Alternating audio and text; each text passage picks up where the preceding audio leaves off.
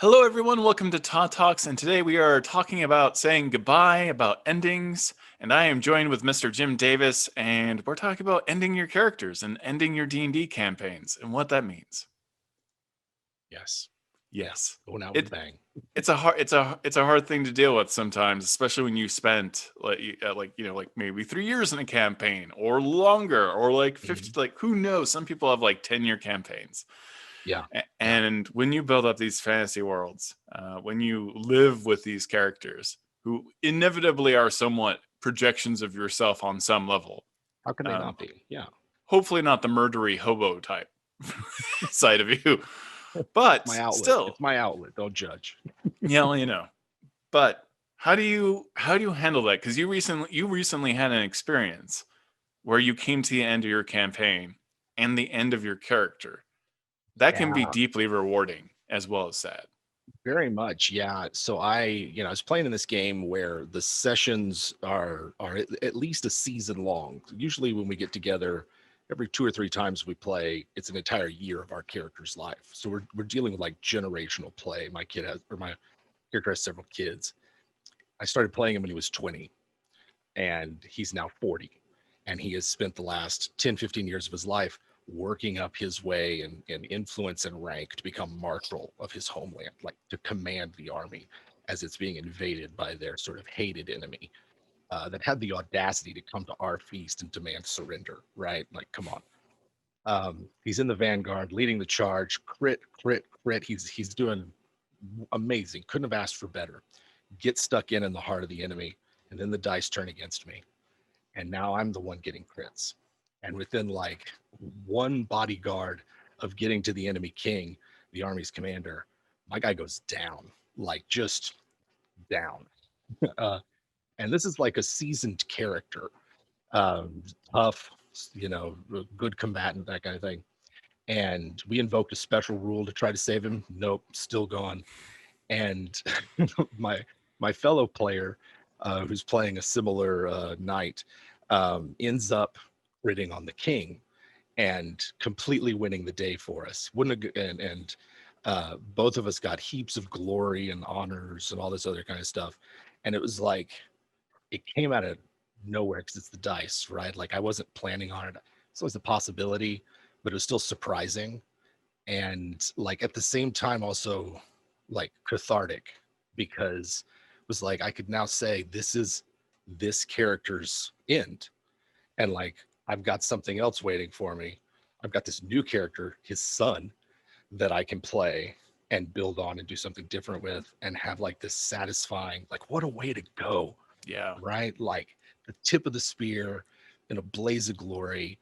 Um, but it was also a really sad moment because I was like, wow, I love this character. I've been playing him for nearly 2 years of actual real time. I think that gets lost on people because we spend a lot of time teaching people how to play role playing games, to get into tabletop. But it's something that we cannot stay enough. When you do get into a campaign, like one that really lasts and you spend a lot of time with these characters, it's so overwhelmingly satisfying to come Yeah. to an end as well. Um, it is about as unique as playing D&D for the first time that you retire a character, the first time you retire a campaign. It's just so many emotions, and you don't even sometimes know what to do with yourself right Right. afterwards. It's so much. Yeah. That's kind Yeah. of the great thing about tabletop games, Yeah. I right? think it's because you invest so much of your own self in it. Like there's plenty of other media and hobbies you can pursue, right? You can be super into whatever movies or comics or whatever that you're into and like really strongly identify with those characters. But like role playing game goes like, we'll do you one better and let you inhabit these characters, let you embody them, pretend to be them, act them out in a way that's much more like emotionally intimate, I think, than a lot of other hobbies. And so, like, it hurts to lose something you've worked on, and it hurts to like have that, have that option off the table in terms of this thing you're supposed to be doing for entertainment. But for me, at least, that's what makes the whole thing sweeter. That's what makes it worth it, is to be able to say there's like consequences, and I might not be able to continue doing this thing that I want to, either as a consequence of my decisions in play, or some other reason, but the fact that it's going to end, but I'm also going to invest all this significance into it. I'm going to invest this emotion into it. Um, Man, that's why I can't give this hobby up. Like, I think you'll take my dice with my cold dead fingers, right? I'll be organizing D&D groups in my nursing home. I ran a little more than a 3-year campaign, and Yeah. bringing that to a satisfying close was like one of my favorite things of my entire life. Only in the way that was like I got to be a showrunner. Yeah.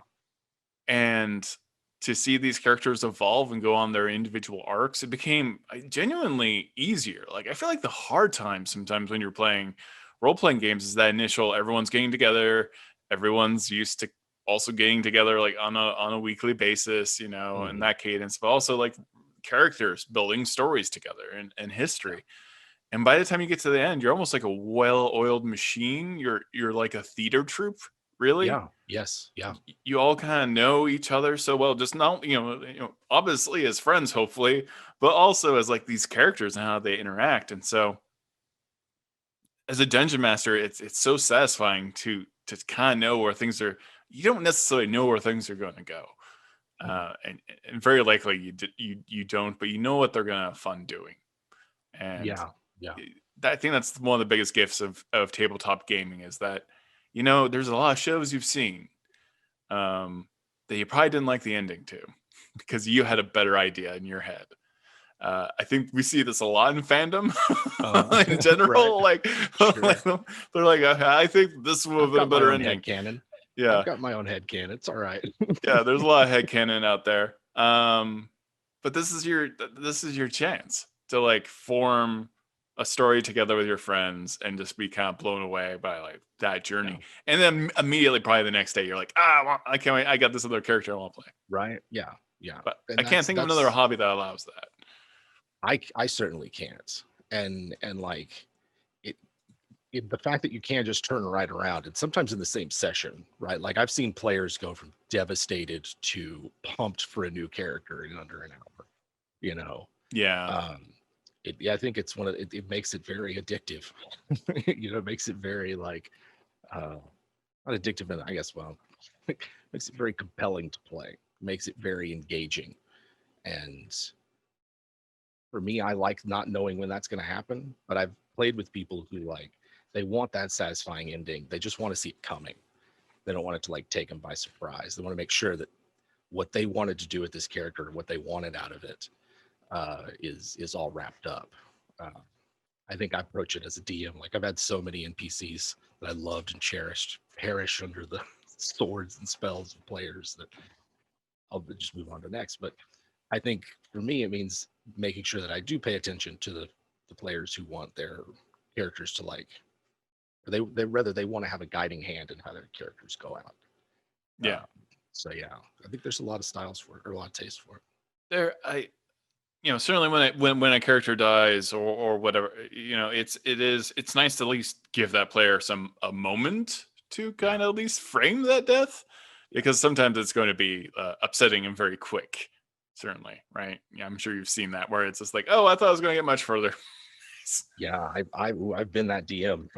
I've been that DM who's accidentally killed the character, that nobody was waiting for. And I think, like in those moments, giving everybody a chance, because it could be an accident. It could be like a genuine, oops, I misjudged something. And in those cases, I think DMs just like come clean, just like put the screen out of the way.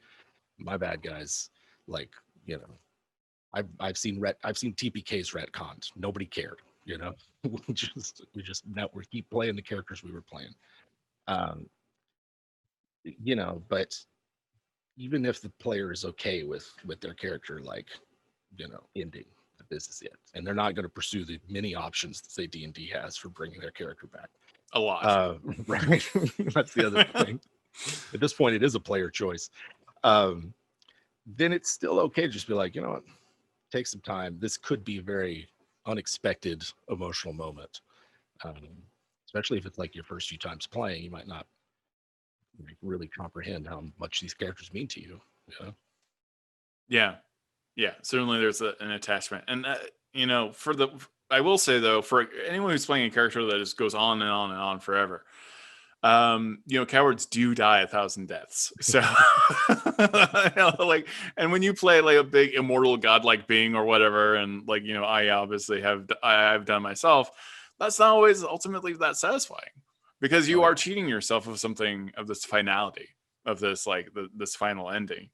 Yeah. I think that works with some characters, low-key characters that never see. I mean, I don't know. He's on his eighth. In the comics, probably his 22nd death. Oh, sure. Yeah. What's another one? In the movies, probably he's on his 4th. So, but average epic level character, sure.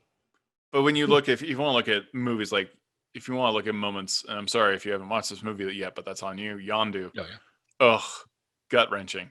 Which one? I talked right as you were saying the name. Oh, Yondu, Peter Quill's, essentially surrogate father. No, I haven't seen it, but please, I don't mind being spoiled. Oh my God, how?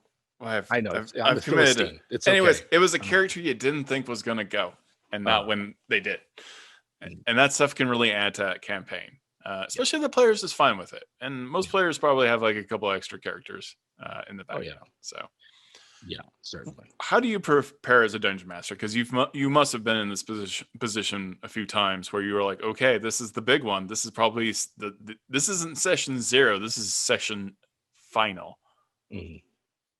How do you prepare? The last one. I mean, if it's like beyond our control, if we would otherwise want to keep playing, but it's like somebody's moving, schedules change, that kind of thing, then I might do a couple of things. If I know it's something that we're just gonna have to pause for an indefinite amount of time, but this might become something that we play once a year or whenever we can get together a few times a year, then it's just sort of like, let's end on a place where your characters can have a closure, but not the end, right? Whatever they were doing, they brought to a close. They're on to their next thing, and then we'll visit them later at different points in their life. That's one option I think that is worth pursuing. But at the very least, I want to get a sense from the players, like, the campaign's about to draw to a close. Is there anything that you're missing, or if there's anything that you're hoping for or would like to see wrapped up or something? Because I don't know I've ever been in a campaign where all the loose ends have been tied up. Yeah. But you can focus in on the ones that are really important, and it can be as direct as just like, actually sitting down with the players and saying like, hey, what is it that you guys would like? What are you wishing for, hoping for?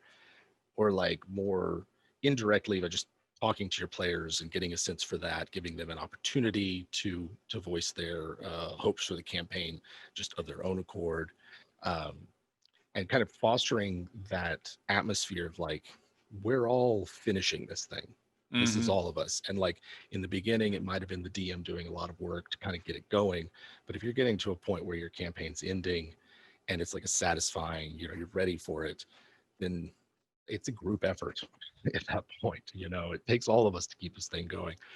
And so I think being more inclusive, and as a DM, like being willing to relinquish more narrative control that I might otherwise have, because like if we're closing the book on this, then everybody has to be satisfied with it, right? Like I don't want a player walking away going, I really hated that ending.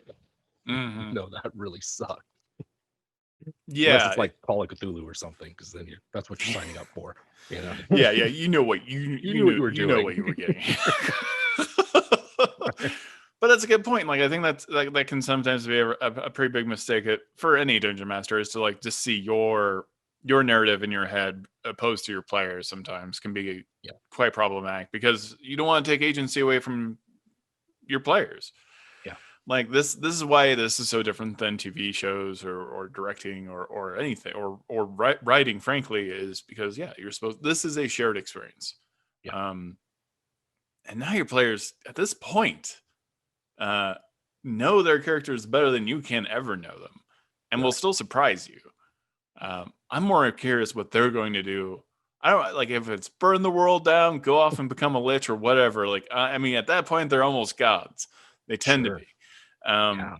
it's I'm always curious what's going to happen next, and that frequency of chaos seems to go up much higher as the campaign goes on. I played a West End Star Wars game that got, whoo, got pretty interesting by the end. Yeah. Were you rolling real dice or digital? Real dice, D6s, Real bucketfuls of just D6s. buckets of D6s. Yeah, yeah. This is a long time ago. I was like 18 running West End.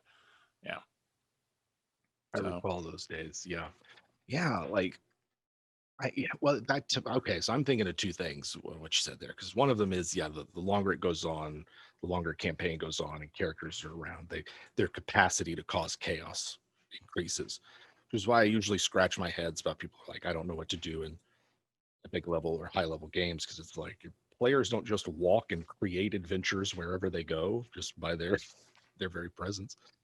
Um, but like leaving things open for that kind of outcome.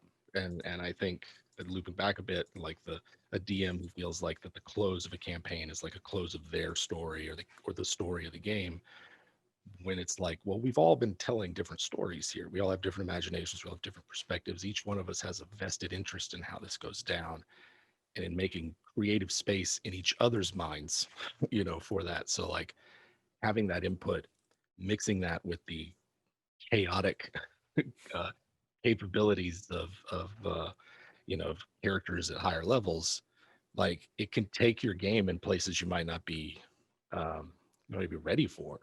I had a campaign that ended in a TPK, not my first, um, and it was unexpected. I was not. I thought it would be a tough fight, but not as bad as it went. And while not a total party kill, the remaining surviving party members accepted surrender, and that was the last we heard of them.